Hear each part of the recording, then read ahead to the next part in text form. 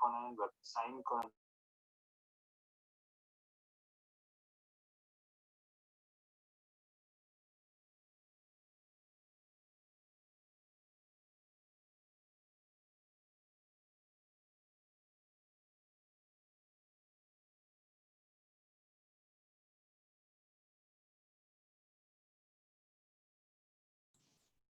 Hello Daya ji.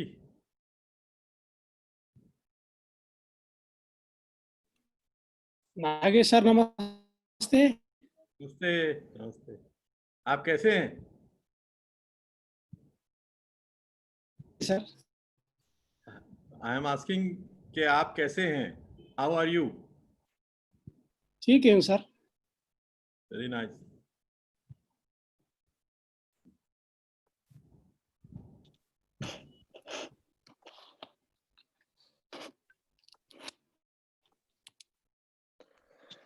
Yes, welcome back. This is Fasahatul Hassan. I am convener for SAARC Youth Platform, and today we are here for the official launch of SAARC Youth Platform. Just to give you a background, that in 2014 there was a youth-led conference held in Lahore, Pakistan, for the post-2015 development agenda, where the young people from SAARC countries decided and discussed about the named SDGs and how young people should take their movement forward in SAARC region. Due to different reasons, since this region has been far behind in terms of youth development, and the priority given by the governments to the young people was least. But still, today we are very happy that with the efforts of youth-led organization from all SAARC countries, we are able to kick this event off and gather the youth voices together for SAARC region. Just to give you a little bit of background, that with almost half of the population in SAARC region, which is like 1.8 billion, are below the age of 24, which is led by India, Pakistan, and Bangladesh. And South Asia will have the largest youth labor force in the world until 2040, which is highest numbers. So if we just keep these things in mind, and I would officially announce that we, in this opening ceremony, we have some distinguished panelists who will share the floor with us today, in which we have Joint Secretary, Ministry of Youth and Sports of Nepal, Mr. Ram Bandhu Subede, Dr. Nagesh Kumar, Director and Head of South and Southwest Asia Office, UNSCAP, India, Ms. Christy Rancière, UNODC, Advocate for SDGs, UNIANYD, New York Office, USA, Ms. Emilia Asadova, Co-Chair, APNI Program Analyst, United Nations Volunteer, Bangkok Office, Mr. Daya Sagar Shertha, South and Southwest Asia Regional Focal Point from Nepal, Ms. Ilana Wong, Asia Pacific Regional Focal Point Migration Working Group, and representative for the UNMGCY. So I would start with the youth delegate, Ms. Ilana Wong, Asia Pacific Regional Focal Point, to take the floor and share her thoughts. Thank you. Yes, thank you, Fazahad, for the floor. And I'm proud to welcome everyone today on behalf of the United Nations Major Group for Children and Youth. As the formal mechanism for youth to meaningfully engage with the UN pillars across national, regional, and global levels, we are proud to congratulate the South Asian Association for Regional Cooperation on the formal launch of the youth platform today. And we're delighted to celebrate such an occasion of you on International Day of Peace. As the Asian Pacific Regional Focal Point for the UNMGCY Migration Working Group, I'm particularly excited to see all that SAARC's youth platform will be able to do for regional youth empowerment. In addition, I would like to extend formal invitations to the SAARC Youth Platform members to join our new Asia-Pacific online collaboration community and work together on the future youth representation across the wider region. This is a timely event, providing an important opportunity for youth engagement and discussions around the preservation of peace, democracy, our planet, and prosperity in the South Asian region. Around the world, we are seeing tensions flare as social divisions deepen through echo chambers, fake news, and technology we had to fully understand or control. We also witness the fabric of our democracies being threatened and undermined, questioning the strength of our modern civilization.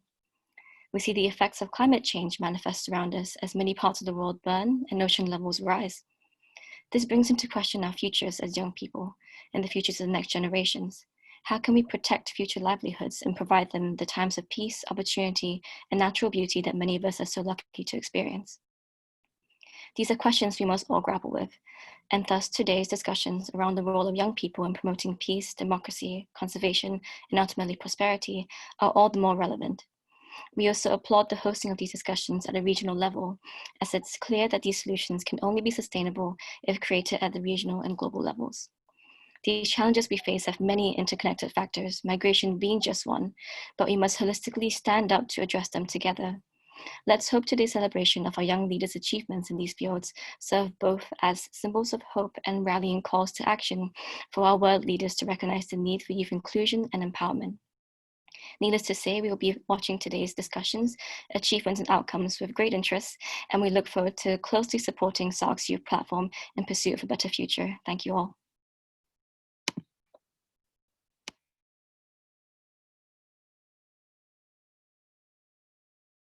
You're muted, Fazad. Thank you. Thank you very much for the statement, and really appreciate the support that we need in future, and of course for the strong partnership. And again, today's event that we are focusing on youth engagement for peace, democracy, planet, and prosperity in SAARC region through youth development. And we believe that without young people, we might not be able to achieve the goals that we have set for our future.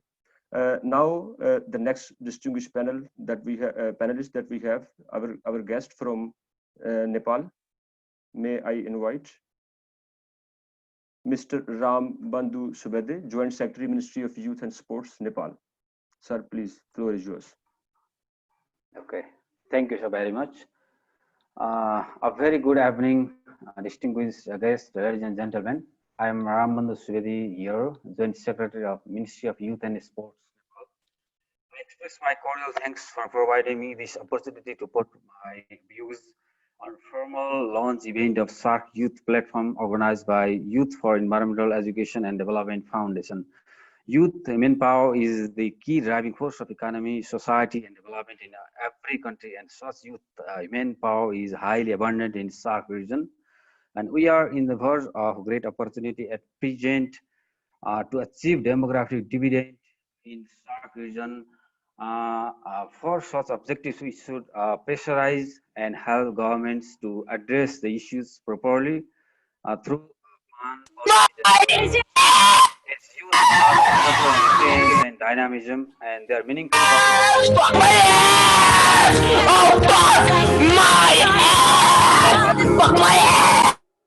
development of all fish.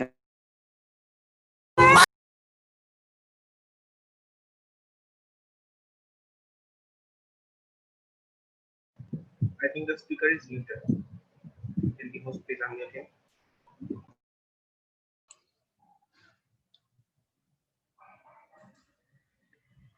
Ram sir, हजुरको mic muted sir.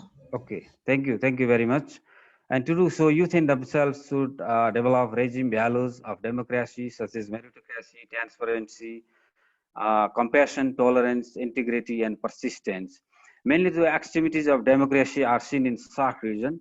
The first one is nihilism and lack of professional competency is the second. In one hand, the role of youth is seen in the form of meritocracy, pulling themselves and the society towards mechanizations through sponsor and thought processes and knowledge produced by the regime. On the other side, youth are in the role of customers of political industry and religious activities. Due to weak educational background and lack of technical skill in skill of production, this is an alarming stage in this region. Awarded youth mass at present thus should go for creative destruction of aforementioned status quos.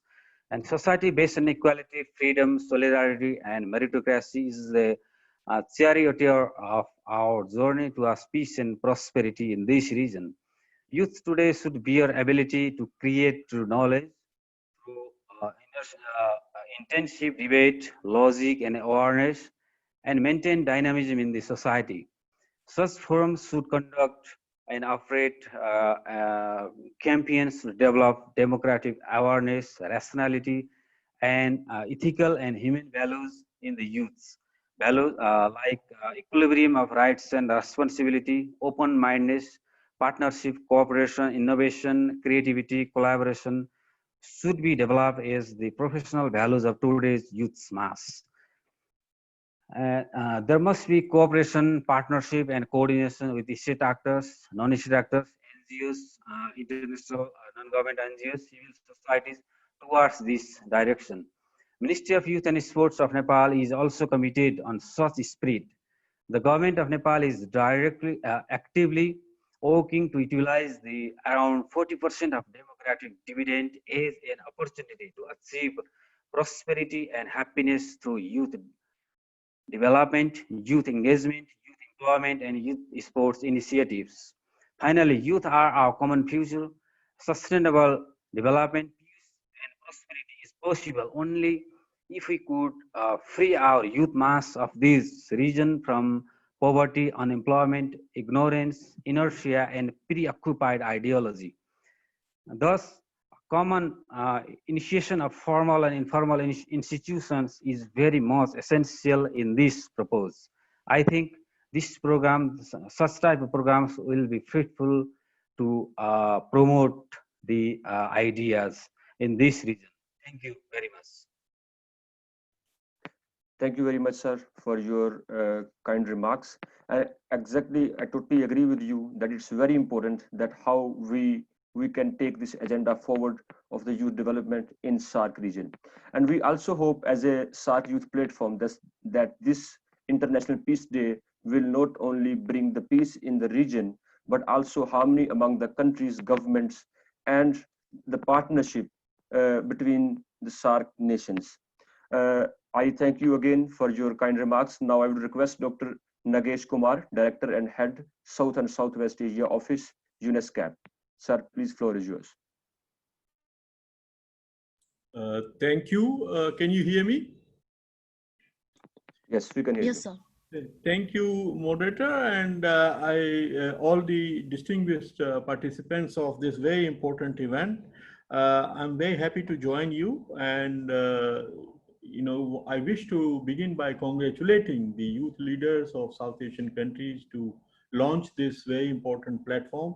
It could not be more timely and more appropriate for this sub-region, which is passing through the youth bulge phase in its demographic evolution. And as it was mentioned earlier, 50% of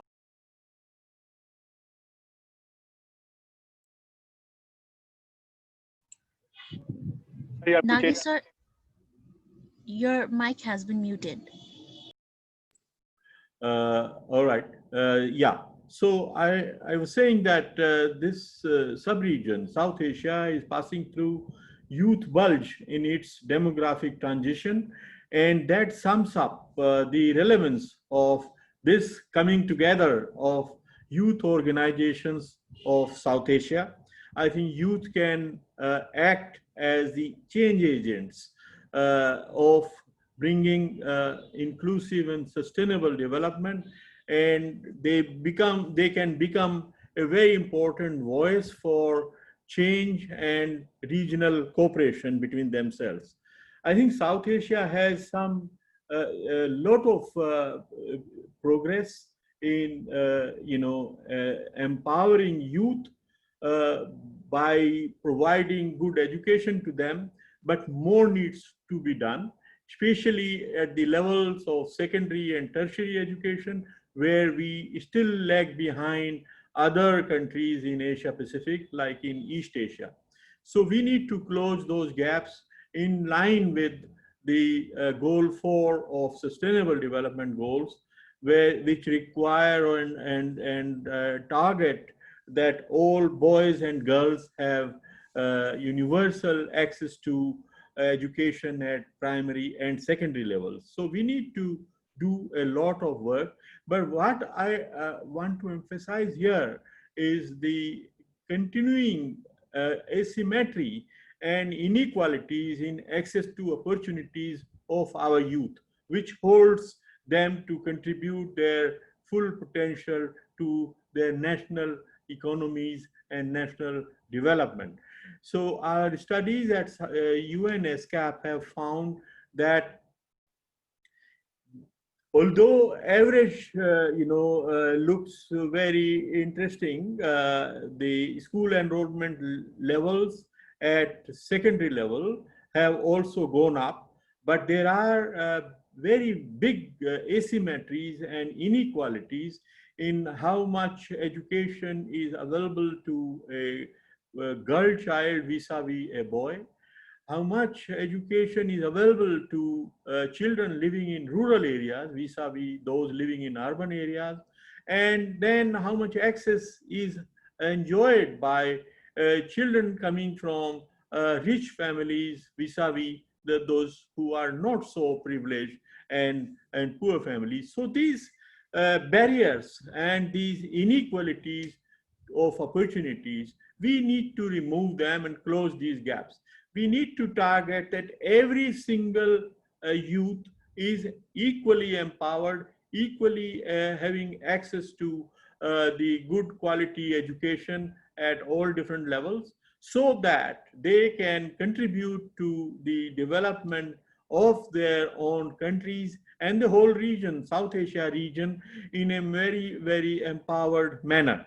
So I want to just highlight this important message that we need to bring down the inequalities and work further, carry forward this agenda of sustainable development goals. And I hope and wish that the youth leaders really take the advantage of the opportunities that are available because of digital connectivity, and they really empower themselves. They become change agents, and they bring about the change in terms of making our societies more inclusive, more sustainable, more resilient, and more connected with each other. So on that message, I want to wish all the best wishes and congratulations to all of you. Thank you very much.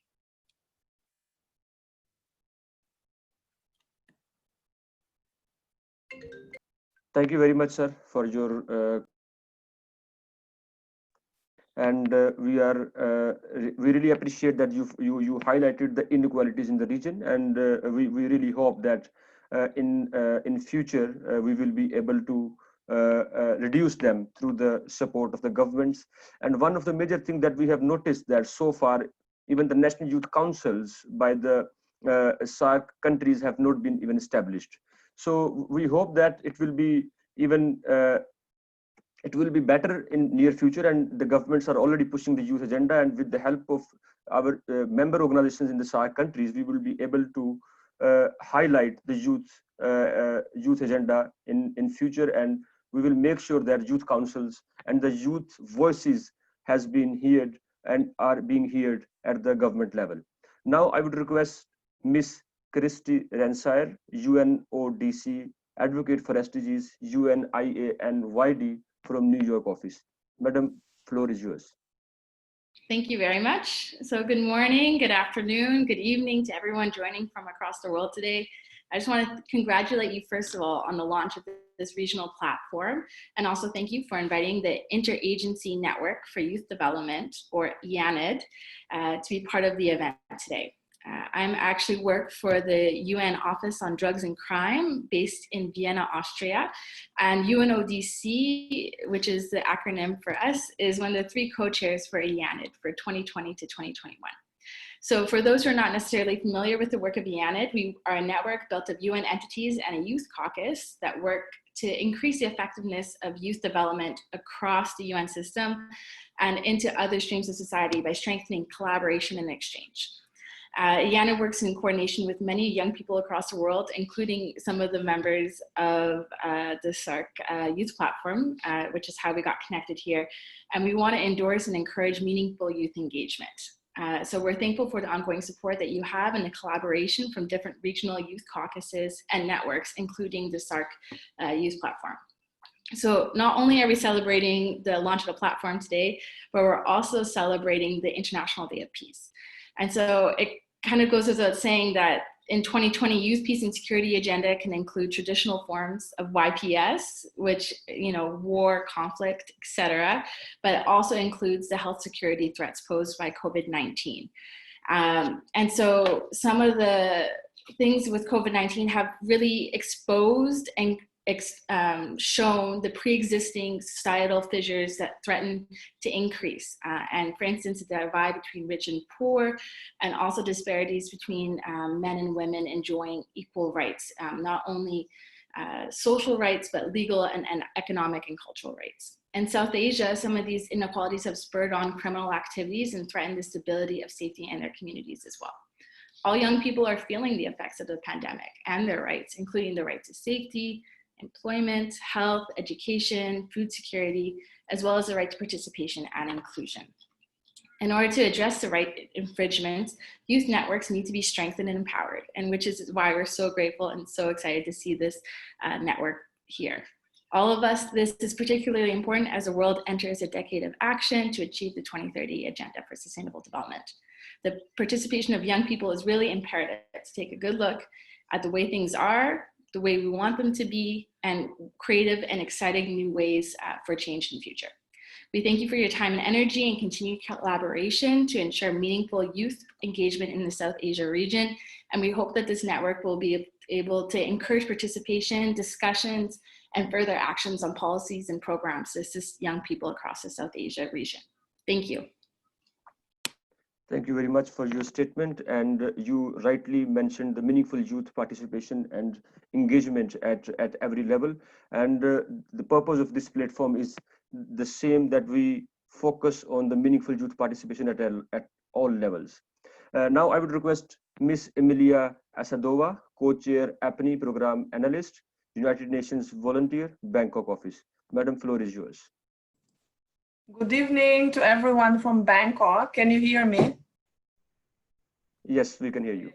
It's a pleasure for me to be here, and I recognize a few familiar faces, including Sahat, who I have seen in a few of the meetings. I represent the Asia Pacific Interagency Network on Youth, which is a network of the regional offices of the UN entities. And right now we have all the entities of the UN that are represented at the Asia Pacific level, that are members of the Asia Pacific Interagency Network on Youth. And we have the major group of children and youth, the regional groups, and the caucus. And it's a pleasure always to have youth groups and the youth caucus with us at all of the meetings. And we truly, really appreciate this partnership and an opportunity actually to work on a number of issues and plan the UN programs and projects together with young people. I was very actually happy to see and to hear that the SAARC Youth Platform is being officially launched. So big congratulations, and thank you for all the work that has been put into this. And just to say that we are looking very much forward to working together with the SAARC Youth Platform. And for example, something that we do is information sharing and networking, so that we can all better understand and have a common approach on youth empowerment. And this is something I hope that we will be able to do with the SAARC Youth Platform. Also the advocacy or engagement of young people in the work of the UN. I think the voices of the South Asia have been missing or not very loud. So I hope that we can strengthen it now with this platform. And we also try to create more synergies to promote a regional voice and on behalf of the UN entities, at the regional level, we can provide technical support for policy dialogues and capacity building. We are also looking forward to work on the promoting of the youth policies as well with the SAARC Youth Platform, as well as having you as part of the analysis work that we do on the state of young people in the region. So today's, as was mentioned, is a happy International Day of Peace to everyone. And the theme for this year is shaping peace together. And I think young people have been very, very crucial in all the peace efforts, although not often very recognized in a loud manner. But I really believe that this current generation of young people can and is already spreading compassion and kindness and hope in the face of the pandemic and even before the pandemic. And on behalf of me wearing a hat of the UN Volunteers Program, I have seen examples of millions of volunteers in the region of Asia being there, risking their lives and safety, raising awareness, and etc. So I really think that the region needs more, and all societies need more of young people who are really driven and really have this optimism and hope. So I want to congratulate once again the SAARC Youth Platform, and very much looking forward to you joining the Asia Pacific Interagency Network on Youth. Thank you. Thank you very much, and we really appreciate the support of APNI, and we hope that we will be learning and we will be working together in near future as well. We have our last speaker for today's opening ceremony, Mr. Daya Sagar Shetha, South and Southwest Asia Regional Focal Point for Asia Pacific Regional CSO Mechanism. Thank you so much to the organizer for inviting me to attend SAARC Youth Platform launching program. First of all, on behalf of Asia Pacific Regional CSO Engagement Mechanism, APRCM, I'd like to congratulate all the youths of our region who have started this initiative. I really appreciate this initiative because at the moment, whole world is suffering from difficult consequences created by the COVID-19 pandemic. Right now, young people are suffering too much all over the world. South Asia is hit hard. South Asia is backward region after Sub-Sahara in the world in terms of development. Why South Asia has been left behind? Young people have to ask to their parents, political leaders, and to their governments. COVID-19 is not only the pandemic. Already we have been facing number of pandemics in South Asia, such as poverty, hunger, inequality, climate crisis, injustices, biodiversity loss, and the bad governance. I apologize to all the youth because we have not been able to build safe world and to secure life to our youth and coming generations. Of course, we have to struggle against the root causes and the systemic barriers of all those issues I mentioned above. We have to fight against oligarchy. In my opinion, democracy is gradually transferring into the particracy and kleptocracy. States are becoming arrogant and civil freedoms are in threat. Civic space is gradually sinking in the South Asian countries. Current regimes are anti-science, anti-constitution, and anti-people. Of course, we need social economic contract between the state and the peoples. We are destroying the nature and marginalizing the people in the name of neoliberal economic system. Corporate houses and multinational companies are capturing essential public services such as healthcare, education, etc. Corruption is rampant. Patriarchy and the caste system are deep-rooted in our mind and society. Populism, extremism, radicalism, militarization, and intolerance are growing in the name of religion, nationalism, and protectionism. We are witnessing injustices in every moment. Women, children, Dalits, indigenous people, sexual minorities, farmers, refugees, informal sectors workers do not feel safe today. Gender-based violence and the caste-based violence are becoming serious. We have to raise our voices for abolition of the nuclear weapons, disarmament, and the sustainable peace in our region, because sustainable development is not possible without peace.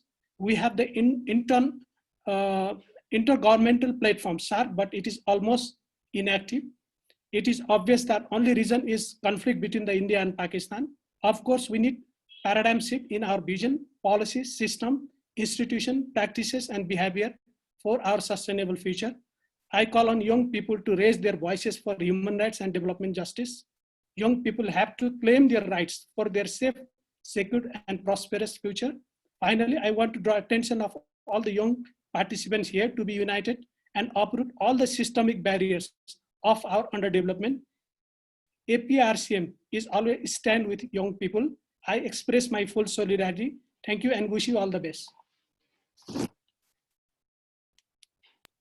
Thank you very much, sir, for your statement and highlighting the gaps within this region. And we hope that with the support of civil society organization, the young people will be able to support and highlight, and not only highlight, but also push the agenda. We also encourage all youth organizations from the region to join us for the equal and prosper region through meaningful youth engagement and for the sustainable development. We also calls upon government of SAARC region and SAARC Secretariat to table and approve the SAARC Youth Charter, which is due for a long time now. And we hope that SAARC Secretariat as well as the governments will also listen the youth voices for the development. I thank you all for joining us today, specifically our partner organization in Nepal who put things together, Youth for Environment, Education and Development Foundation. At the same time, I also congratulate and all the team members of the SAARC Youth Platforms Secretariat. Thank you very much. And within 10 minutes, we will have the next panel. Please stay with us. It will be on peace, since we are celebrating Peace Day. So the next panel will be on peace and youth in SAARC region. Thank you very much.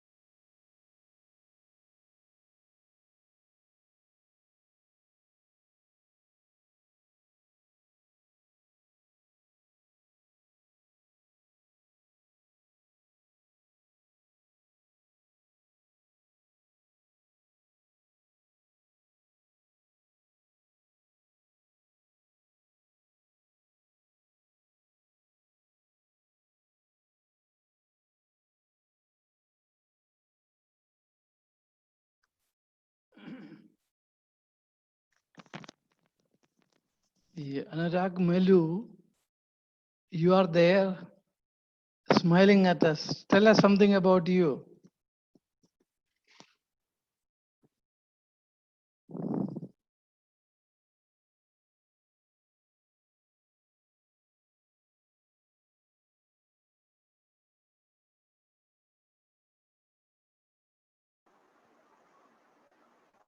Can you hear me?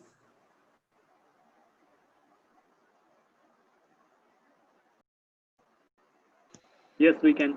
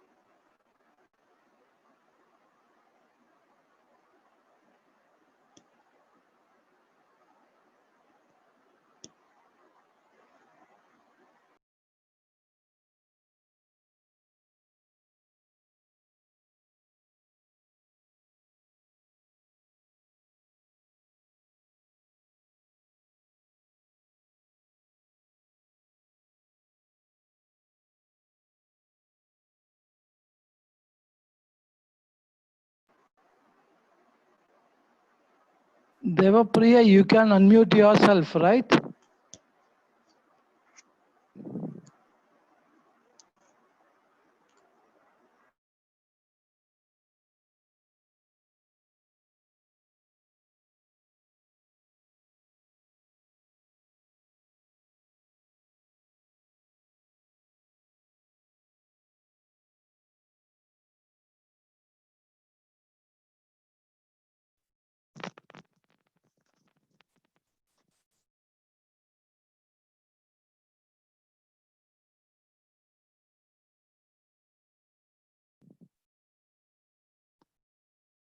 Devo, can you hear me?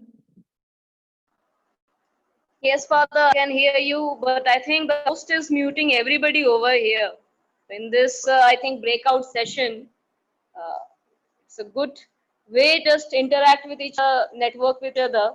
So if the host can kindly unmute till the new session begins, the next session begins, we can interact just to meet each other. Look at Mr. Malu with a broad grin. He can speak.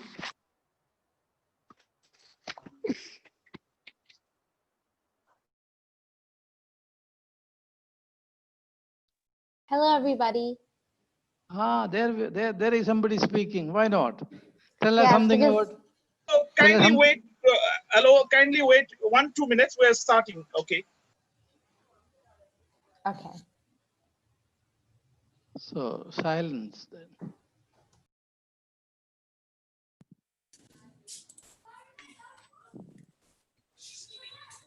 Hello, everyone.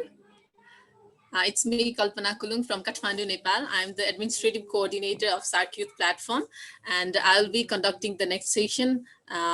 Apology for the late for the delay in the for conducting the panel session. I would like to start our session, but for now, let me invite all of us for a group photo. I would like to invite all of us to open our camera for a group photo, and also would like to request our technical team to capture our group photo. So may we all open our camera for a group photo session.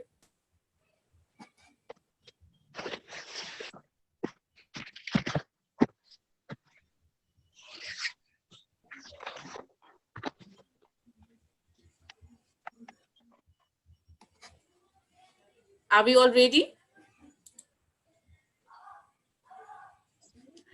Okay, so this is a peace day, so why not to do it in a peace way, like making this signal, a peace signal. Yeah, everyone join me. IS, are we taking the picture? Hello, IS, are you there?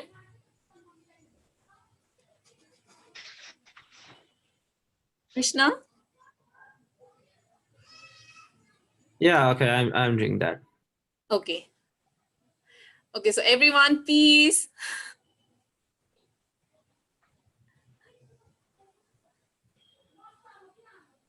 Yeah, okay. Thank you, everybody. We are done. Okay, thank you so much, everyone. Now we have already complete our first opening session. That was formal session, and I would like to thank all the guests who have come us and who have joined us and making this auspicious event more historical. Now I would like to go for our panel session. The first panel session, we have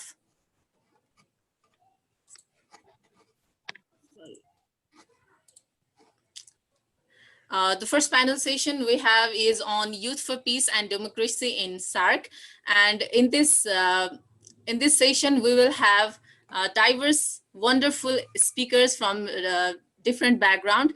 I would like to welcome our speakers first and introduce them to you all. The first keynote speaker is Dr. Nischal Nath Pandey. He is the chairperson of South Asia Foundation, SAF Nepal.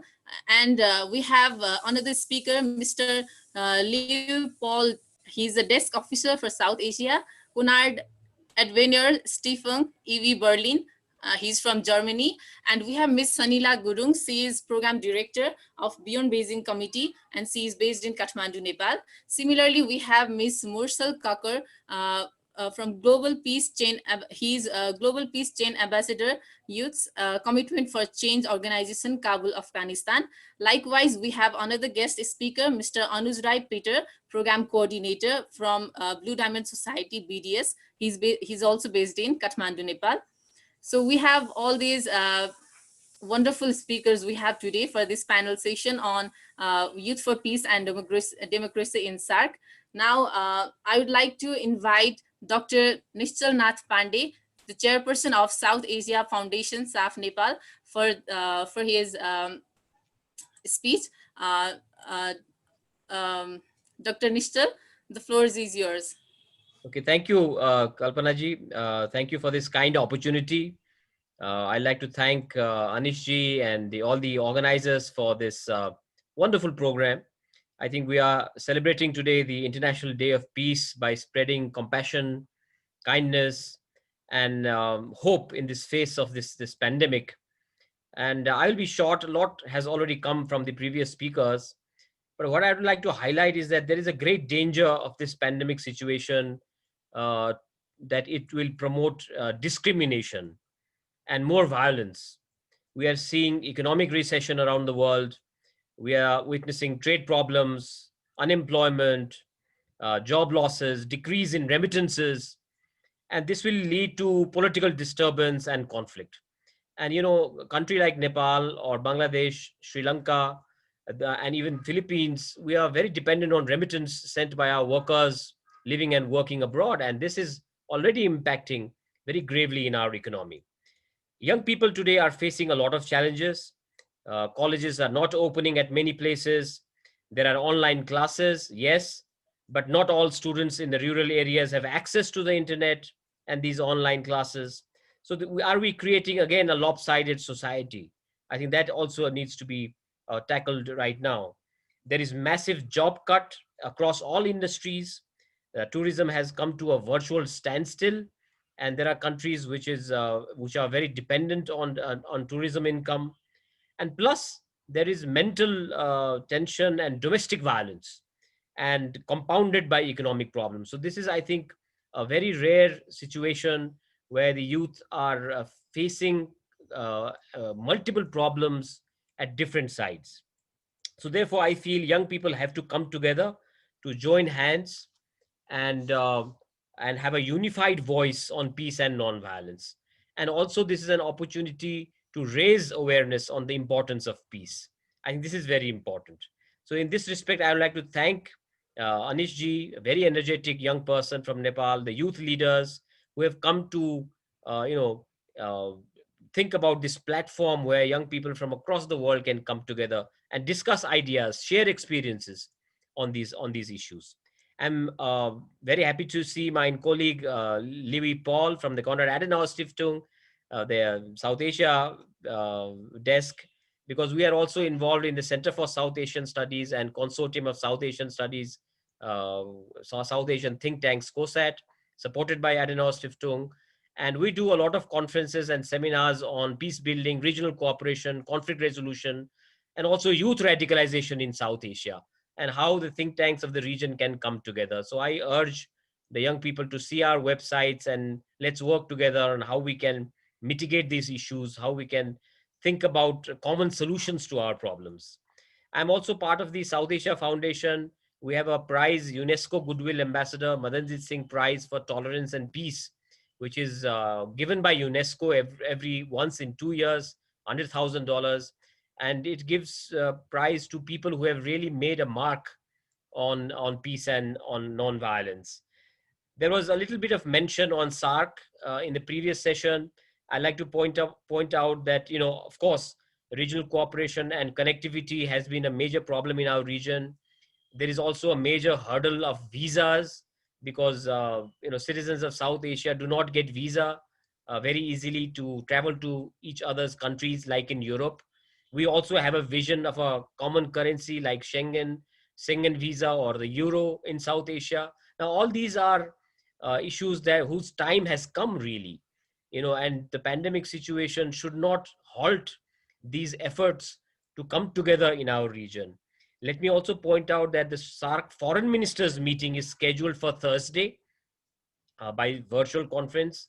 It is an old practice of holding an informal meeting of SAARC foreign ministers at the sidelines of the UN General Assembly, which has not taken place this year. So I think there is some forward movement in terms of SAARC also. If we see the foreign ministers meeting, the heads of government also met virtually with regards to tackling the coronavirus. So therefore, I see some forward movement to promote regional cooperation in South Asia. Of course, the summit has not taken place, and that is a real dampener for those of us that work in this region. So, and in conclusion, I would like to again thank the organizers for this opportunity, and let us come together virtually. And I think this is the new normal that we are seeing across the world. But let's meet more often. Let's share ideas, experiences, and try to promote peace this way. So thank you very much.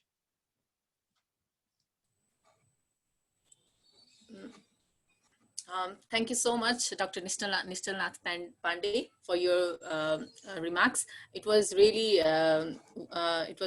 insightful, and as you mentioned, that we South Asians have many problems like visa problem, poverty, but despite that, we have to go together jointly, and that is the truth to achieve the 2030 agenda. And we youth must be put in the core of the 2030 agenda planning and implementation process, and that should be considered by all the stakeholders. I would like to thank again for your wonderful remarks, and I would like to invite our next speaker on this session, Mr. Louis Paul. I would like to invite you for your remarks. Kindly limit your remarks to 3 to 4 minutes. Now the floor is yours. Thank you. Thank you very much, Kalpana, and also thank you to Nisha for the kind introduction.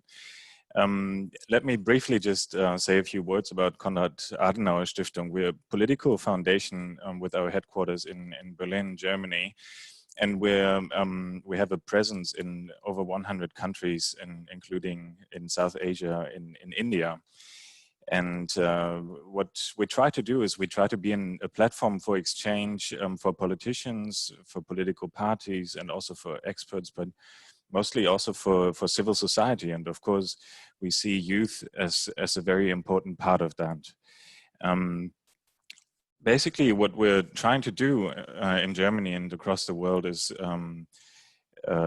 be a driving force in the advancement of democracy and rule of law, and also in political participation, because those are all, we believe, the main pillars of peace and the lasting political stability.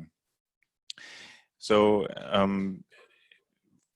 the previous speaker has already said a few things about the projects that Konrad Adenauer Stiftung is engaged in, and I would like to add some more remarks on that. So in Asia, we run the Konrad Adenauer School for Young Politicians, or short KASYP, KASYP. And this is an annual program for aspiring young politicians to learn about the ways politics works, and also very practical tools that they can use in their day-to-day political affairs. And this is an annual program that you can find in the Konrad Adenauer Stiftung's Singapore office, the political dialogue based in Singapore. And applications for this year have actually already closed, so it's about the right time now to start preparing for next year and election. The applications can be submitted until September next year. And last but not least, the Konrad Adenauer Stiftung also awards scholarships for people from Asia and across the world, in fact, to study in Germany. Those apply for postgraduate scholarships, and there are plenty of opportunities to apply. And I would indeed ask you to just type it into your search engine, because then it's probably easier to find the right scholarship rather than me going through the different options right now. So I'm very much looking forward to cooperating with you on this platform. I'm very grateful for the invitation to speak here, because Konrad Adenauer Stiftung certainly wants to stay engaged in the Asia Pacific and help with the advancement of political participation for youth in South Asia. Thank you very much.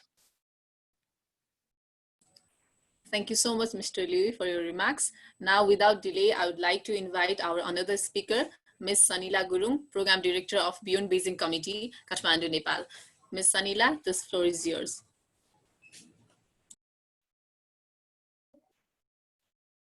Thank you very much. I will take this opportunity to address the importance of young people in addressing peace and democracy.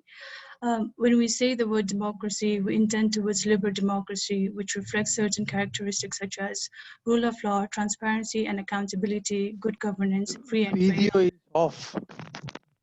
judicial process.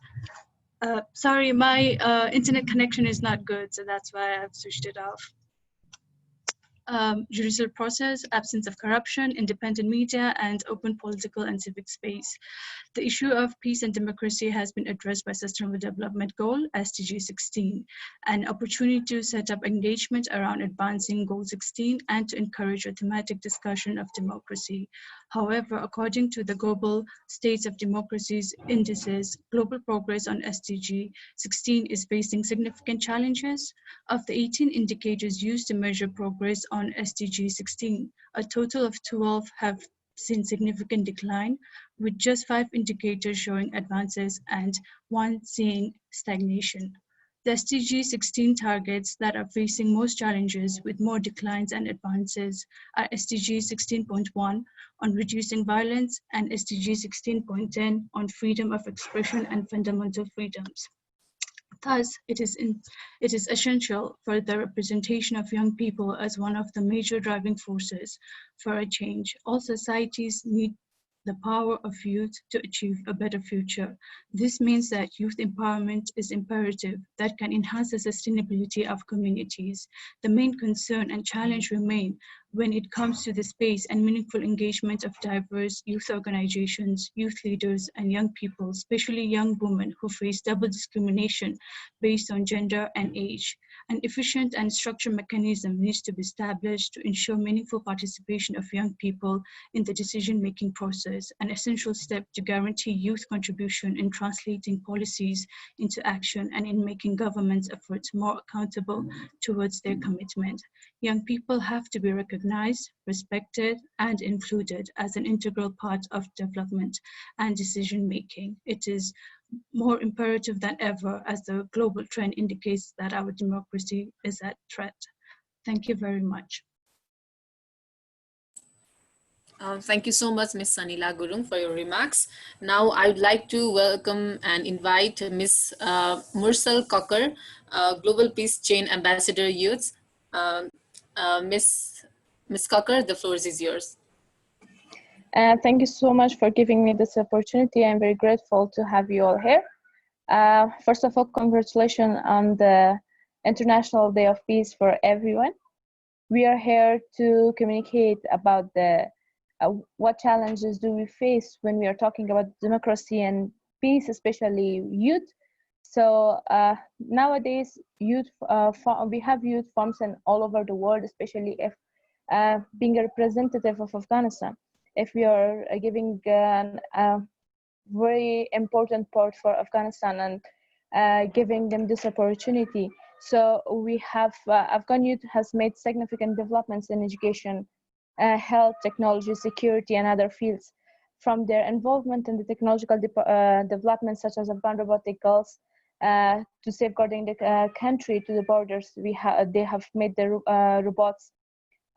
If you're talking about the social, we have in social culture part, now that Afghan peace negotiation is there, so we have youth that's marginalized there. So now, if you're talking about the democracy in youth and peace, so now now youth will raise their voices and emphasize that no peace can be sustainable and processed until unless the youth and women will not be there. So while women and young generation contribution to the development and these SDGs goals, human rights, economic growth, not only in Afghanistan, but in all over the world, especially in SAARC countries that we are needed the most. So for now, we have to see that as citizens nurturing our democracy, we should have nurture our peace and also for our neighbors. At the end, I want to add that my message on this International Peace Day would be, we are all humans, race disconnected us, religion separated us, politics divided us, but let's forget all our differences based on religion, caste, gender on this International Peace Day and work together to create a better tomorrow for the world. Thank you.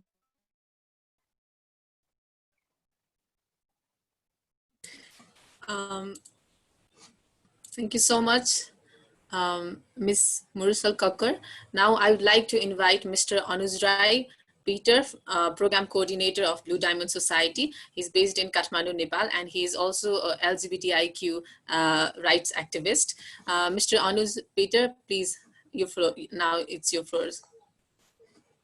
Thank you so much, Kalpana, and I would like to say hi. I'm Anuj Peter Rai from Nepal. So first of all, let's celebrate this International Peace Day with the hope of positivity that the society will accept someday with the all diverse kind of youth.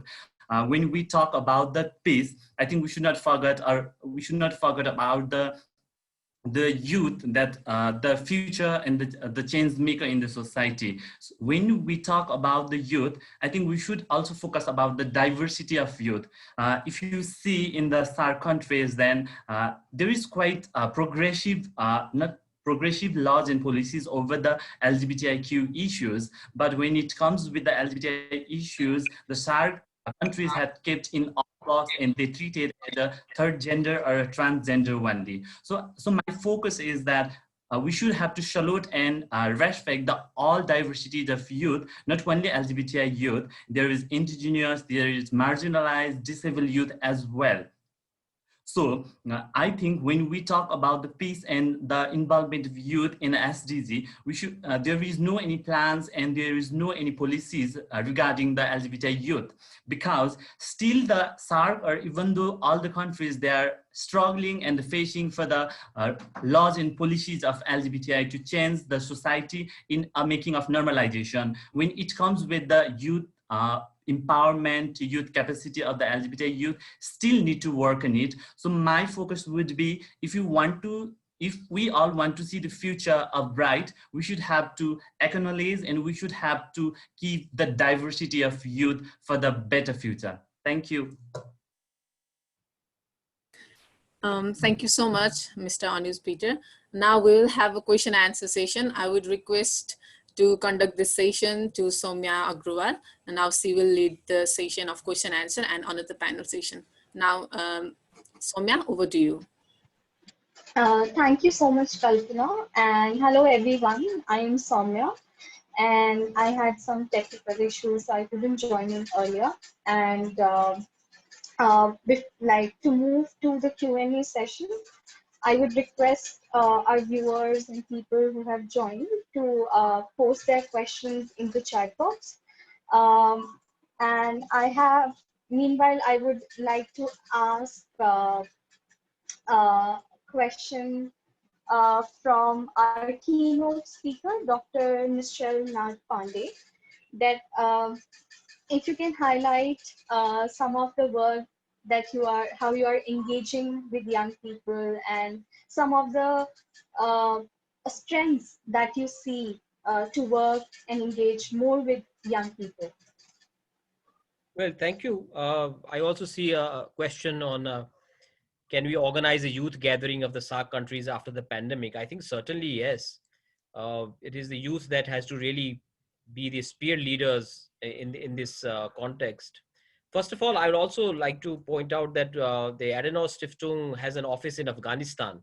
And as part of the COSAT network, we very recently organized a webinar on the future of Afghanistan, the peace talks that is going on, and bringing stakeholders from the region really.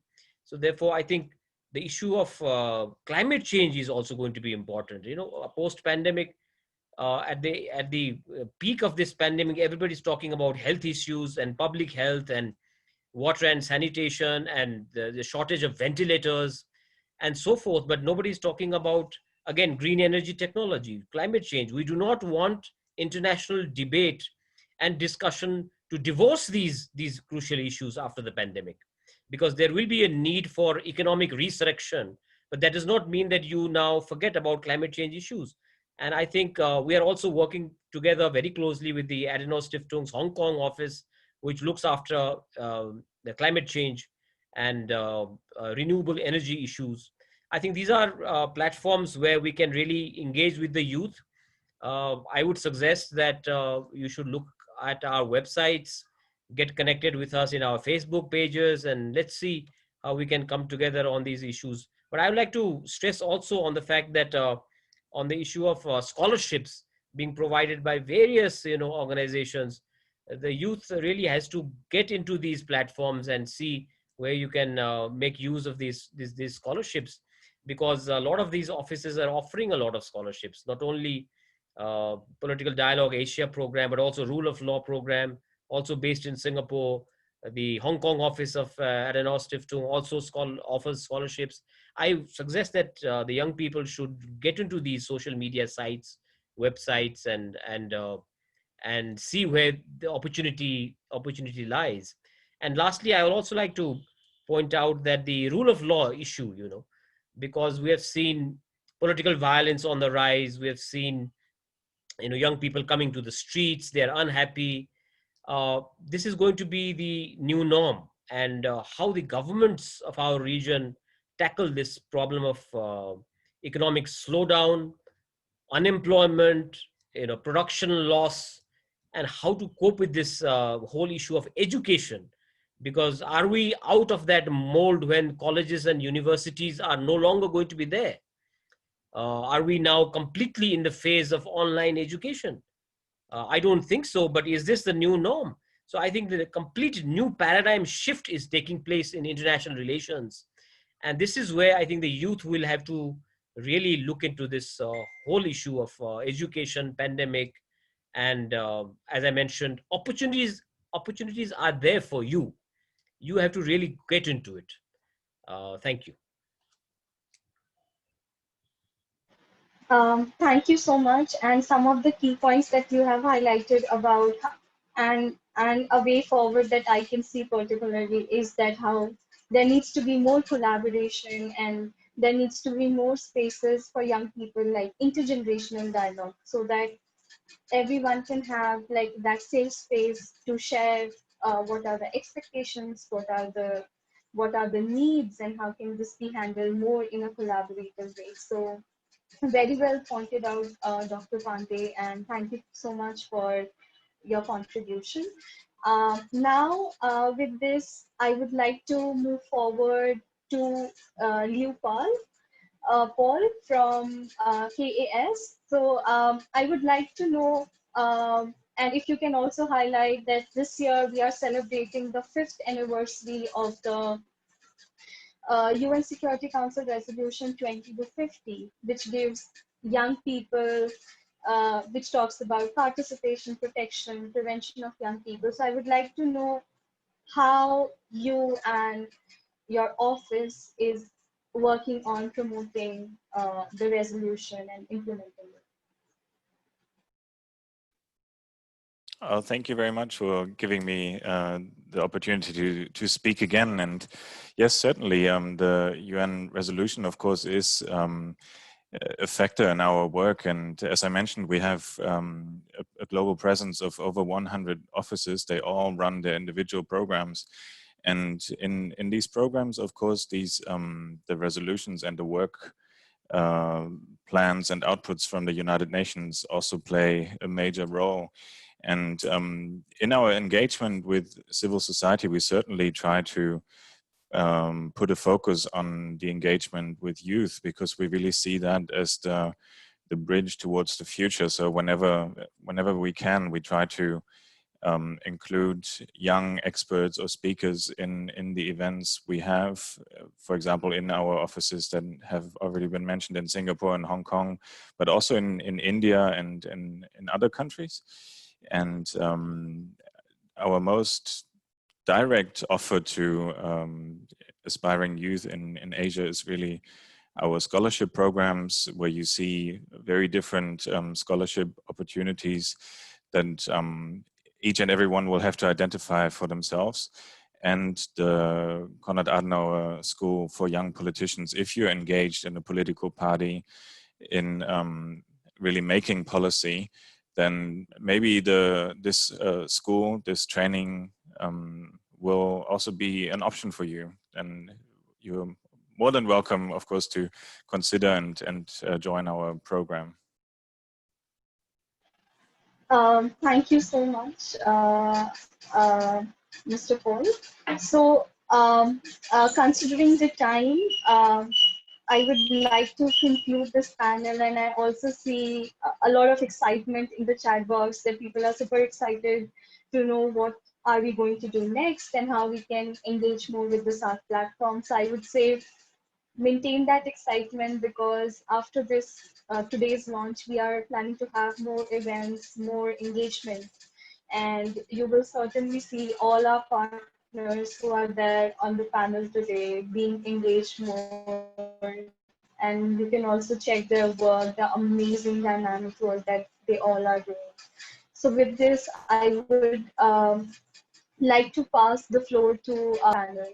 Thank you so much, everyone. And once again, a very happy International Peace Day.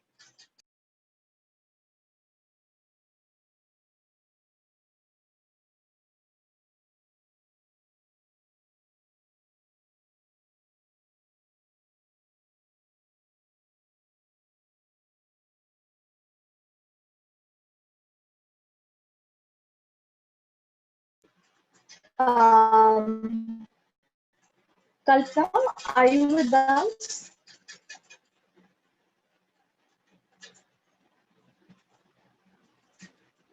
Okay, there is some technical issue at your part, so no worries. So our third panel is Youth for Planet and Prosperity in SAARC countries. So, so I would like to invite our first speaker, who is Miss Nanki Kaur.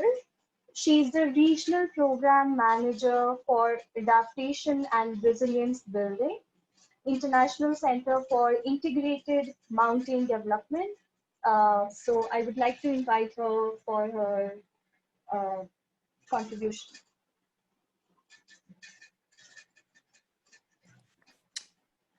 Thank you. I am just trying to figure out how to upload my presentation. Okay.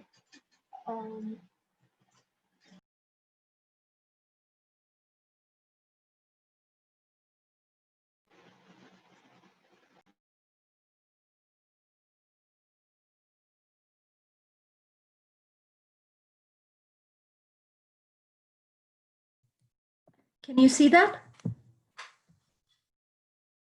Yes, we can. Yes, we can see that. Thank you.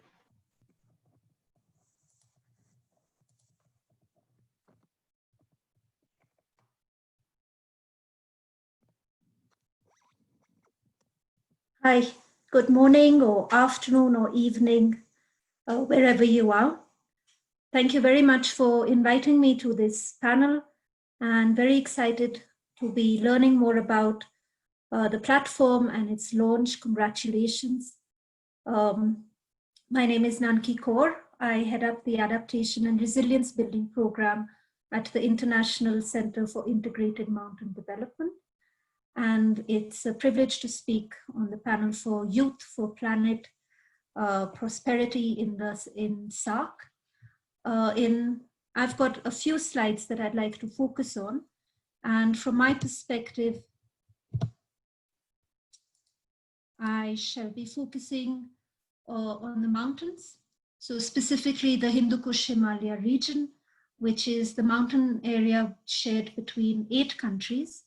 And ICIMOD, or the International Center for Integrated Mountain Development, was established to support collaboration in this region to support sustainable mountain development. We consider this region as extremely important, in fact, as the pulse of the planet. As you can see from this slide, it is home to some of the major rivers, covers 8 countries, provides services, ecosystem services, or supports the livelihoods of 240 million people who live in the mountains, but also an additional 1.65 billion people who live in the downstream, including some of the SAARC countries that we don't work with specifically. So as I said, it's the pulse of the planet. But despite its global importance, the Hindu Kush Himalaya still remains one of the poorest and most neglected regions in the world. So here are some figures just to highlight that point, whether we are talking about food insecurity or energy poverty or poverty itself. It's higher when we are talking about people who live in the mountains as compared to the national average. And this region has also faced high out migration, with people moving out of this region to look for jobs.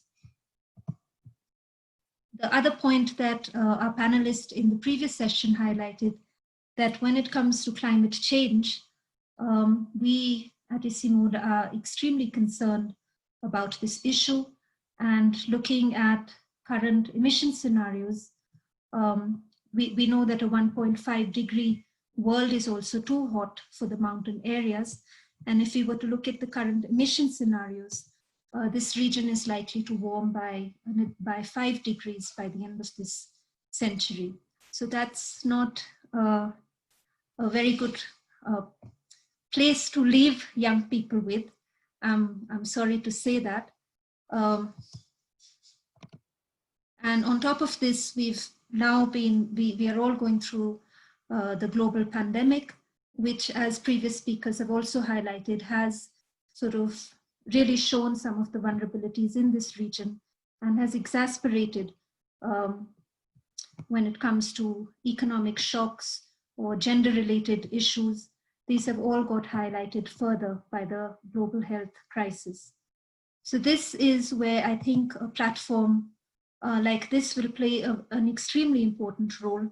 At ICIMOD, we are working with our member countries and our partners, including young people, to really look at how a recovery from COVID-19 and a response to climate change can really focus on sustainable mountain development in the long term, and whilst doing so, can also address climate change. Like I said, we've been working with partners, and at the moment we are focusing on 6 areas of actions to support a resilient future, whether that's looking at social protection systems, which play an important role for peace and security. We are looking a lot at nature-based solutions within the mountain ecosystems, whether that's focusing on key mountain products and services, organic farming, water-based solutions. So to sort of really invest in these areas, we're focusing very much on resilient entrepreneurship, where some of our work, it's again very exciting to work with some of the young entrepreneurs in the region, and the values that they bring to enterprise development is very exciting and does give a reason for hope for a new future. And you can see there's another one that we're focusing on, a sustainable and inclusive labor market, which again has a very strong focus on supporting young people in the labor market to find more resilient jobs and move into green jobs. So these are some of the things that we are focusing on at ICIMOD. And I'm going to end with a remark from Greta Thunberg, who is a young leader, a global icon, I would say. And I really do believe that this decade, humanity will decide its future. And to make it the best one that we can, I think young people, I do hope that they convert the disruption that we are in just now into an opportunity, into innovation. And the platform that's being launched today, again, congratulations. It's focused on learning, networks, capacity development, and some of the working areas that you've identified are extremely important. So that's it from me. Thank you, and look forward to hearing what the others have to say as well. Thank you so much, Mansi, for your valuable input to the whole session and starting us off. We really appreciate how you have very briefly shared about the situation and highlighted also on the current pandemic. Now, as our next speaker, we will have Mr. Ariel, who's the Regional Advocacy and External Engagement Manager for World Vision International. Hi, thank you very much. Can you hear me? Yes, very well. Yeah. Yes, thank you. Hello, everyone. It's an honor to be part of this momentous event, the launching of the SAARC Youth Platform, and my warmest congratulations to all the organizers of this initiative. World Vision International is a global humanitarian development and advocacy organization dedicated to working with children and youth to achieve their full potential and address causes of poverty and injustice. We are a child and youth focused organization, and we are community-based.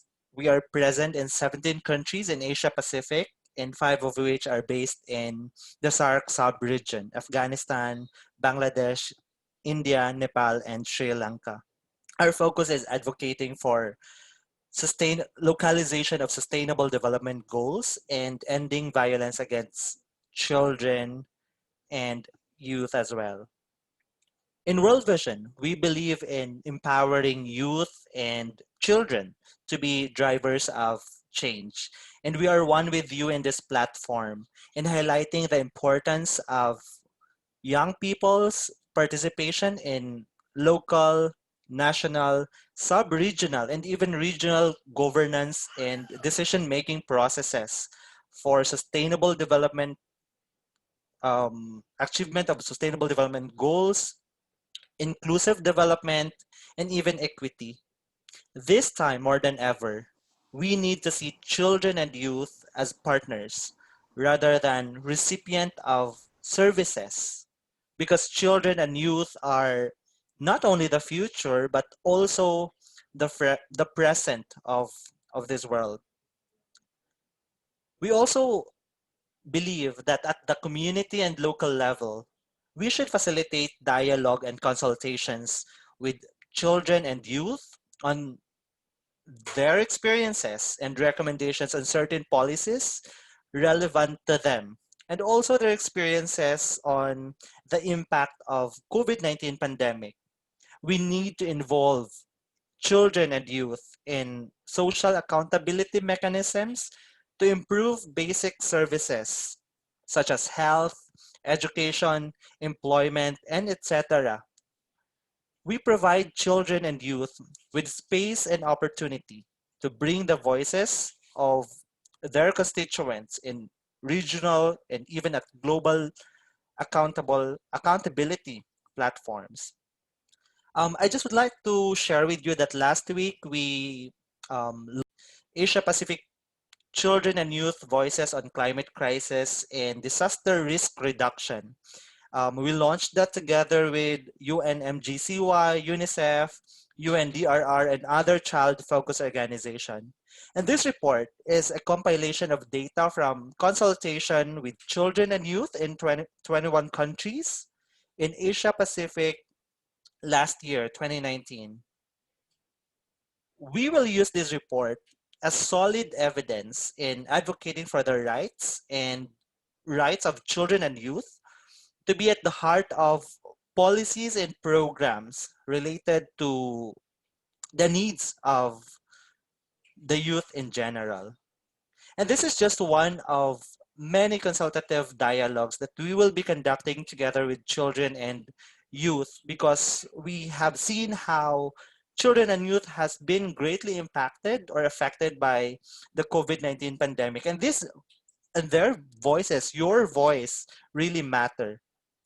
There are also other activities in the pipeline that we look forward to partner with this platform. Finally, we would like to extend our heartfelt appreciation to the organizers of this platform, the SAARC Youth platform, and for initiating meaningful engagement of young people on issues that affects them. This platform is really timely and important venue for collective learning and collective action among groups, youth groups in South Asia. We in World Vision are very excited to collaborate with you, work with you in building a peaceful and prosperous society for children and youth. Thank you very much and good day. Thank you so much, Mr. Ariel, for your valuable inputs and intervention.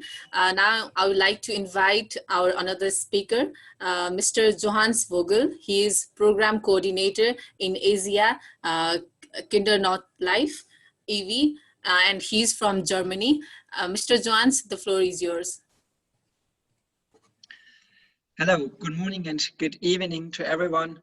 I'm very delighted in participating in this really international event about the important question of how youth in South Asia has been shaping and will shape the future of the region.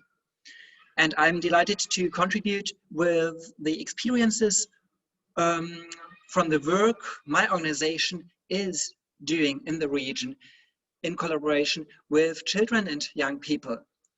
I'm working for a German development organization, Kindernothilfe, which has been founded 61 years ago by supporting children in India, orphans, children from families with difficult economic background, domestic violence, etc., by enrolling them in children's homes, always run by local partners, not by us, but we are supporting them ideally and financially.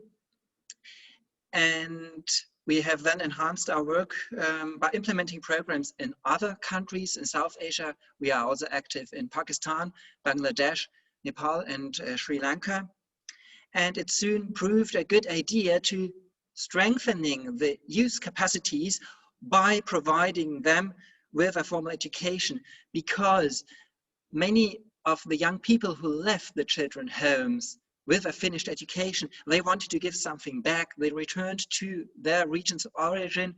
They established own projects, organizations, schools by providing formal education and awareness building to the families, to the children in the region. So they served as multipliers and reached many people which our organization would never have had the resources to reach. So this was a good experience already many decades ago. However, my organization faced the question how the youth by themselves, they can shape the future. Other speakers have mentioned it. It's not like older people or organizations from abroad who should make the agenda, but the young people themselves in South Asia know what they want, what they need, and which problems are there. So our focus shifted from children's homes to community development projects, how we call it.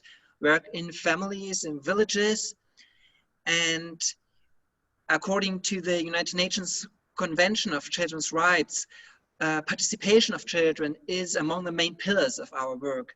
And children's and young people's opinion, needs, and ideas always shape our programs. So before our local partners start a project in a new region in South Asia, the children, the young people are asked, hey, what do you think about your life, about your family? Are there any problems? What is your opinion? What do you feel? What do you want to achieve for you, for your siblings, your friends, and so on? And based on this feedback, on these insights, we then design our projects, and also for monitoring during the whole project period, which usually is for 5 years. The children's view is always the most important. Of course, parents also are an important target group, and local leaders, politicians, teachers, etc., because they need to know how to forward gender equality, a safe living environment for the children, how to counter domestic violence, etc. But the children and young people themselves, they have the best ideas and they are the main target group. And by doing so, we enable the young people from the countryside in South Asia to actively be part of the development of the region, to be part of these discussions, because we take the implications of some projects and put it into new projects. And this also enables those who do not have resources to join any development organization. It also enables those young people to participate, also maybe if they don't know how much implication their idea will have on further project implementation. But by this, we reach really many young people in South Asia. And I think this is a good concept to have a broad range of young people in this region to participate actively in the development. Thank you. Thank you so much, Mr. Johansvogel, for your valuable remarks. Now, I would like to invite Ms. Jacqueline Lipi Sakia. She is Asia Pacific Regional Focal Point, Sendai Stakeholders Group. She is based in Assam, India. Now the floor is yours. Thank you so much for giving me this opportunity and inviting me. It's a pleasure to be here. So I'm trying to share my screen. Okay. So is it visible now? Can the... Yes. Yes, that is visible. Okay. Thank you so much. Good evening, good afternoon, and hello to everyone.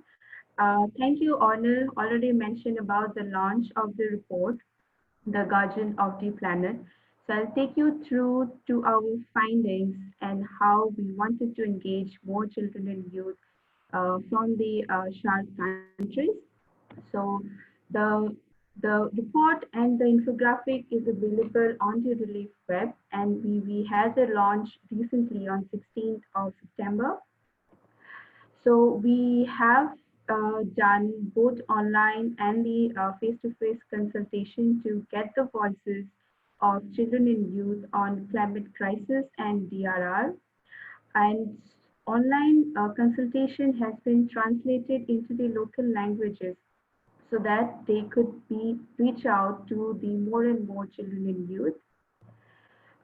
So coming to the countries, the 12 countries have participated in the consultation, and we had one regional consultation which was held in Bangkok.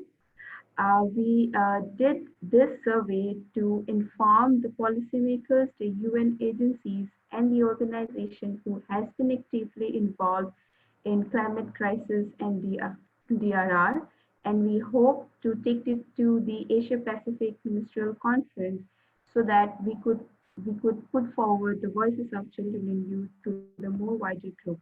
Coming up to the findings, so children and youth has mentioned that climate crisis is the one which concerns them the most, followed by the access to work or unemployment, access to education, and safe from disaster impacts. And then coming to the first point, like half of the Asia Pacific population is below the age of 24, and we have a huge labor force present in the SAARC countries.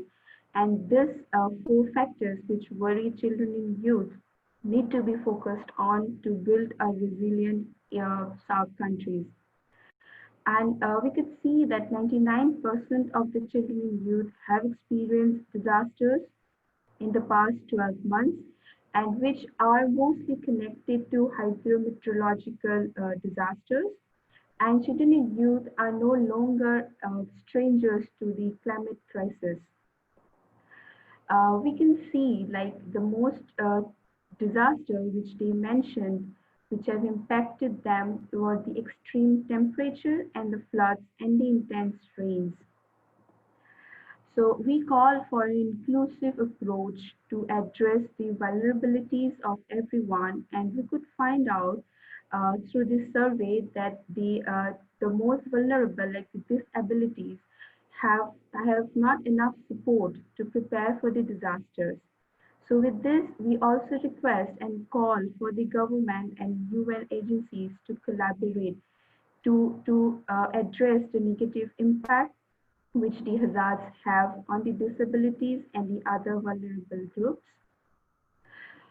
So most of the children and youth, when we did the survey, we could find out that they learned about the climate crisis and DRR through the education curriculum, followed by social media and the news channels. So we should have a strong curriculum developed to build a resilient world and to bring more awareness about climate crisis and DRR. So we need to build a resilient world. We need to empower them. We need to give them the floor. We need to listen to them. As youth are the agents of change, we need to involve them in the policy processes so that the 2 points which has been highlighted in the beginning, that we have the major youth labor force, and also they are the youth which is below the age of 24, could participate in the policy making, and their voice should be heard. Lastly, children and youth has given certain recommendations for the government, Department of Education, NGOs, UN organizations, so that we can make a resilient world for them and make their future secure. With this, they have called for an inclusive platform, more inclusion of DRR in climate adaptation in formal education. Most importantly, we should provide access to disabled children and youth so that they are more prepared for disasters. And we need to empower children and youth to take actions. With this, I want to conclude and happy to follow up with the questions. Thank you. Thank you so much.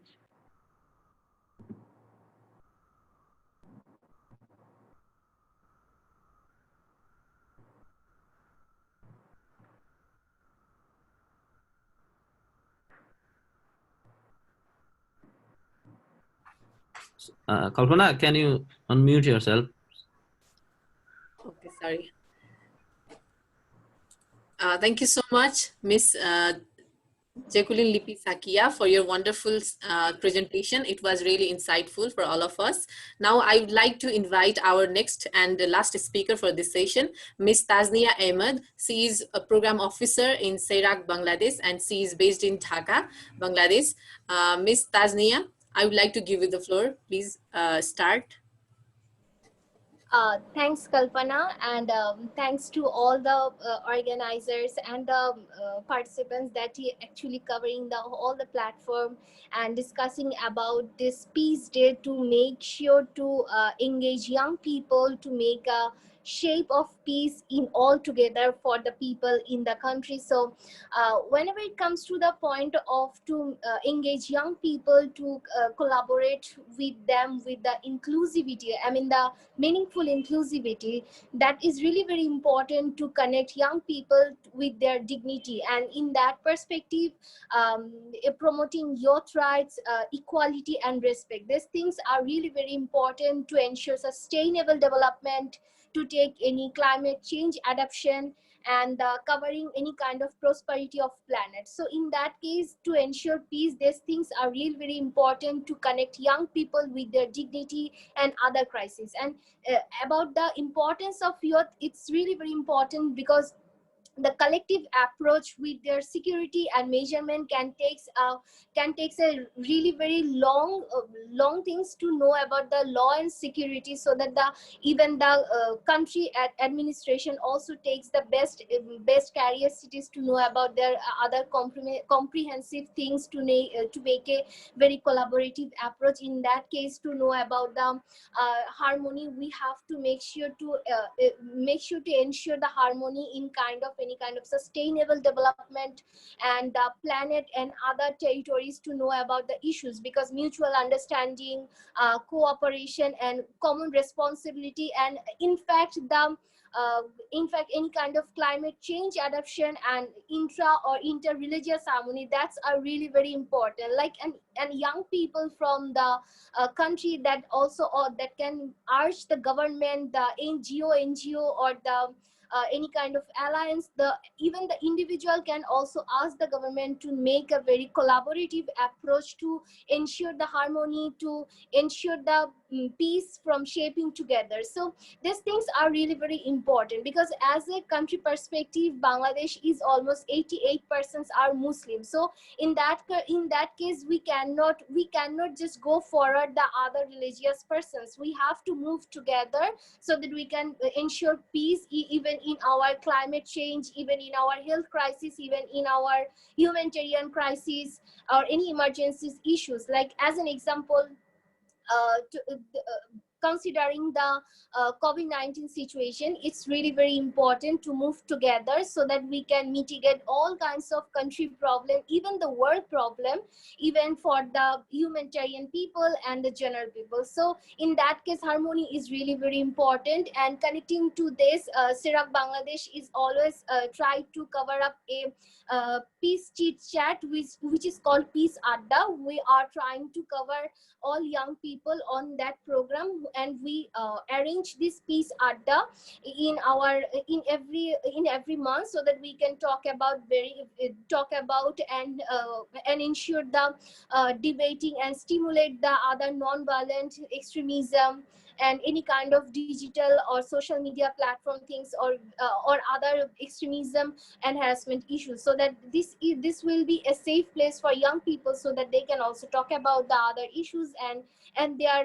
non-judgmental any kind of decision. So in that perspective, I want to conclude this as a peaceful coexistence in the community, in the planet, in the climate action. Everything is really very needed in terms of peaceful coexistence. And in this perspective, youth inclusivity is really very important, because young people are really very promoting their understanding, and of course their mutual understanding, and providing the formal and non-formal education that can connect the coexistence of peace in our country. Even they can also connect the climate change and take a really very small initiative, because this really small initiative can be take a really very big adoption for the planet and the prosperity. So in that case, different kinds of education, different kind of programs, different kinds of spiritual and social emotional learning, individual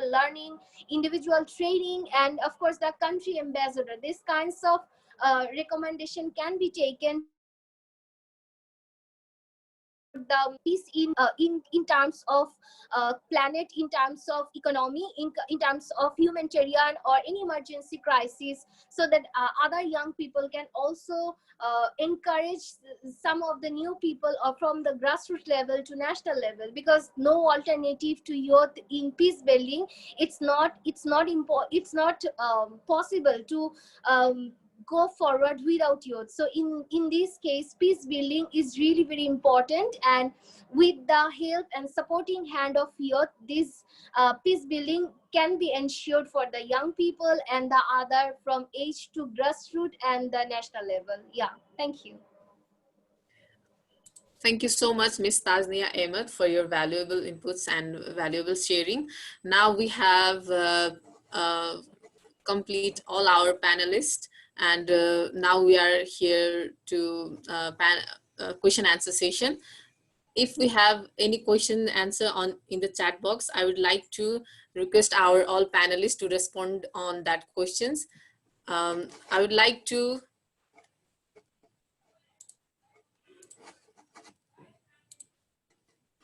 I would like to first invite Ms. Nanki Kaur. If there is any question, please respond to that. If there is no question, then please you can put your views in 1 minute. Hi again. I don't see any questions, so unless somebody has something specifically, I'd be happy to take a question. But otherwise, very happy to see that the other panelists also highlighted on the need for climate action and resilience. And really, once again, just to say congratulations on the launch of your platform. I do believe it's a very, very important initiative.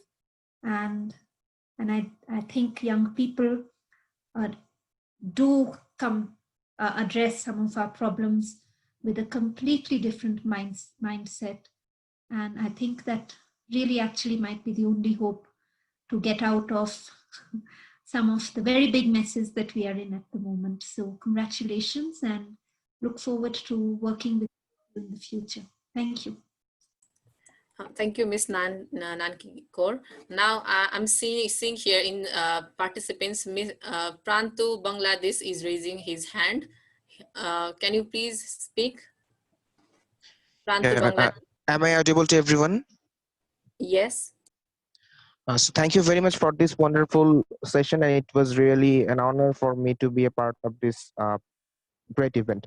So my question is actually, can SAARC Youth Platform take initiatives to collaborate or incorporate all the local organizations which are working in different sectors? Like some of them are working on climate change, some of them are working on disaster management, some of them are working on entrepreneurship and all other things. So my question is actually about if this organization can promote or collaborate with all the organizations which are youth based and which are which are actually willing to work together to ensure the youth development in the SAARC countries. Thank you.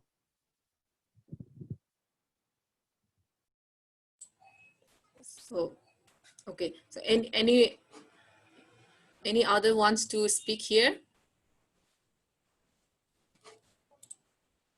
Okay, if not, I would like to request Mr. Ariel to put your views or remarks in 1 minute and also address what Pranto Bangladesh put here. Thank you. Yeah, I think that suggestion is very important to engage all the youth groups, organizations in different countries. At the end of the day, what makes a sub-region our national entities, our local entities, our local groups. So it would be good to learn from the experiences from the grassroots and create platforms and venues for active participation of the youth, even at the local and national level, to make this SAARC Youth platform more meaningful, more engaging. Again, congratulations and all the best on your activities to the organizers of this platform. Thank you very much. Thank you so much. Can I add one line? Okay, please. Yeah, thank you. So about considering the Pranto's question, as CYB is also working with the platform that is covering the different kinds of issues and also working with the SAARC Youth platform. So Pranto can completely work with us through CYB. Even Pranto can also work with us as a SYRAC. So you can also communicate with me or SYRAC to join with the SAARC Youth platform. Thanks. Can I have your contract number or email address or something Sure, like that? I will put my contact details in message box. Thank you so much. Okay, thank you so much. Yeah, Tasneem. just to add, so I see a lot of queries regarding how are we planning to move forward and how people can engage, having local youth organizations or as individuals or um, uh, those who are running their individual projects. So we will now be having Ashish Kular for synopsis and also sharing the way forward with the SAARC platform. Yeah, thank you, Soumya. And thank you, Tasneem. Now I can see another hand is raising here. Miss Pema Wangmulama from Nidwan. I would like to give you the floor. Hello everyone, and thank you for letting me join this launch event and the panel discussion, because I have been able to learn a lot. And what I wanted to ask to everyone is that I represent an organization which works for indigenous disabled women. So I would like to know in what direction and what are the initiatives that SAARC is going to take in order to involve youth from diverse group, like from indigenous to disabled youth, and how are they going to work and involve those youth, disabled and women, in their activities, and how can our organization be involved with the SAARC? Thank you. Thank you, Pema. I think this question will be addressed by Ashish Kular, who is the board of SAARC Youth Platform. He will be presenting synthesis and call for action in next session. So I guess your questions will be addressed on that. If our panelists have to address anything or want to say something regarding this topic that we are discussing about, then please go ahead. Well, if I may, I can add that one of our new project formats is to work with women, with mothers of families and local communities, by forming so-called self-help groups, women's groups, which tackle the typical problems families in rural South Asia are facing, including a good future for the children, of course, but also like raising the family, having a stable income, social relations, gender equality, and all this. And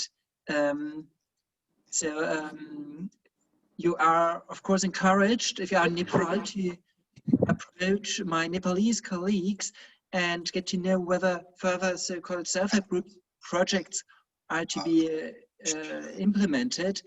And maybe we can start also a partnership by fostering and supporting a project of women's groups who then are concentrating on promoting a sustainable life for families and for the community.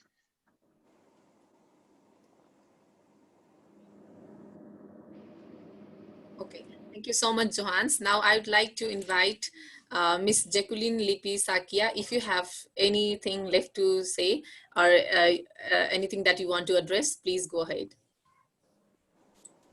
Thank you so much. The last points I would to say that we are very keen to take forward the findings and the gaps we find out to address the climate crisis and DRR, and we would be very happy to collaborate and work together with the SAARC Youth Platform. And big congratulations to all of you on this launch event. Thank you. Over to you.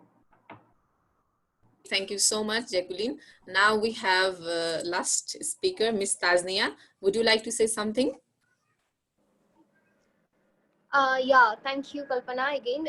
So about the whole networking systems, it's really very important to ensure the networking among the people so that we can conclude or any kind of information in kinds of communication. So because communication is the part that we must be ensured in kind of peace, in kind of any country basis or even the SAARC country basis important. So in that case, networking is really very important to ensure to any kind of to shaping any kind of thing. So yeah, of course, the implementation, networking, communication, that must be important, and that we must be ensured to everyone. And of course, the inclusivity of young people with their meaningful priority, that must be important. Yeah, thank you. Okay, thank you so much. Now we are at the end of this second panel session, and next is we have a synthesis and call for action. For that, I would like to invite Mr. Asis Khular, who is board of member of SAARC Youth Platform, and he will be presenting the call for action. Before that, I would like to thank everyone who have joined us today in this historic session, historic moment, I would say, and staying till this end of this session. And I hope that we have explored the youth's role in SAARC region for the prosperity and planet as promised in Agenda 2030. And of course, we will go together as we have already shared in this session. With this, I would like to thank everyone personally and on behalf of SAARC Youth Platform as well.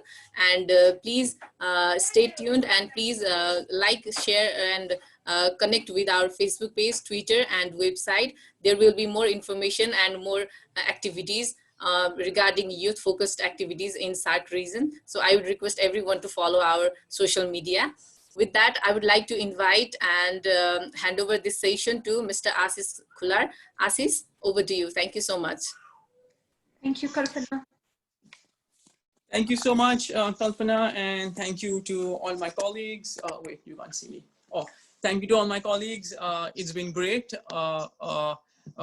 listening to this event. I was in and out because it's an International Peace Day and lots of different things actually happening. And I actually just reported in a different meeting with the UN that the SAARC platform launch is going on as well.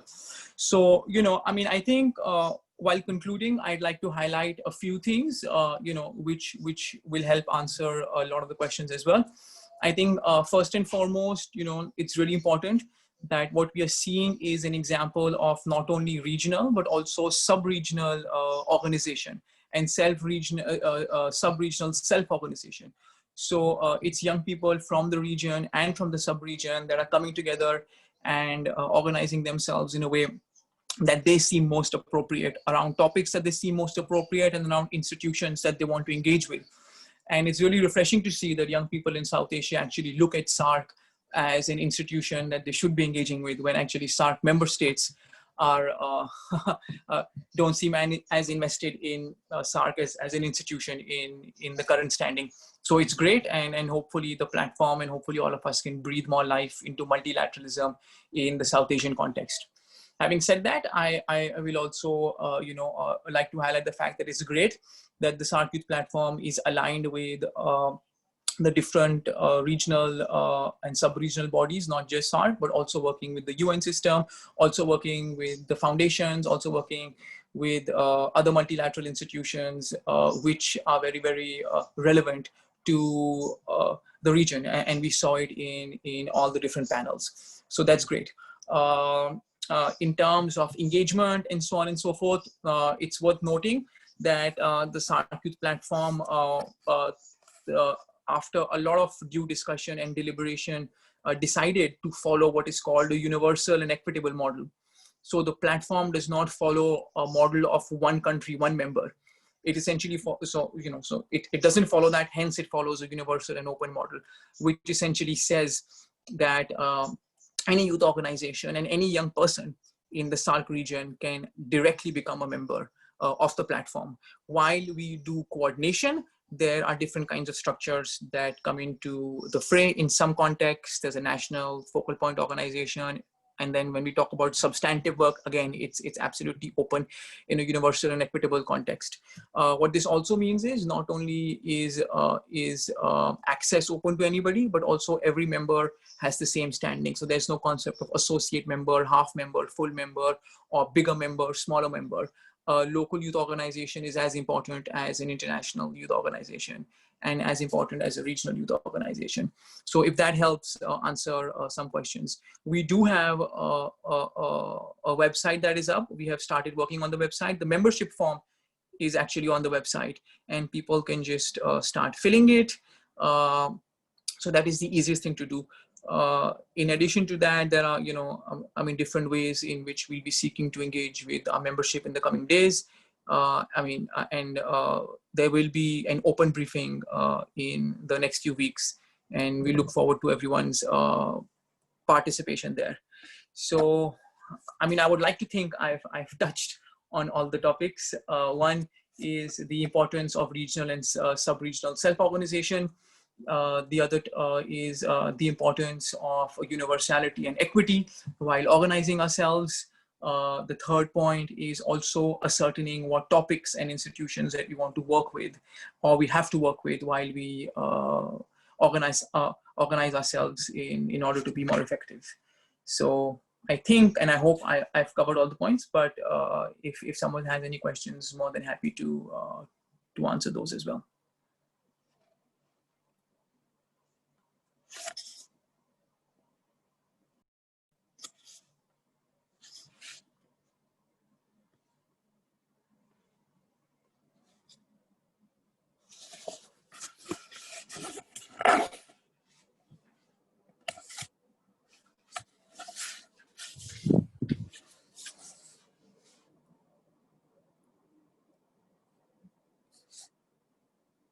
Hello? Oh, are we closing the meeting? I don't know what's happening. I think we'll add the next session. Hello, Assis. Yeah. If you are done, I think you should close the session. Oh, okay. So, all right. Was that it? Okay. Then I hope what I said was decent, and if people have questions I can answer, but I guess we can close the session otherwise.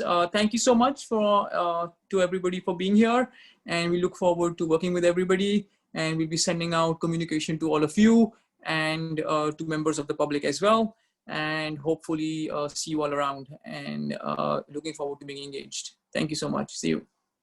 Bye.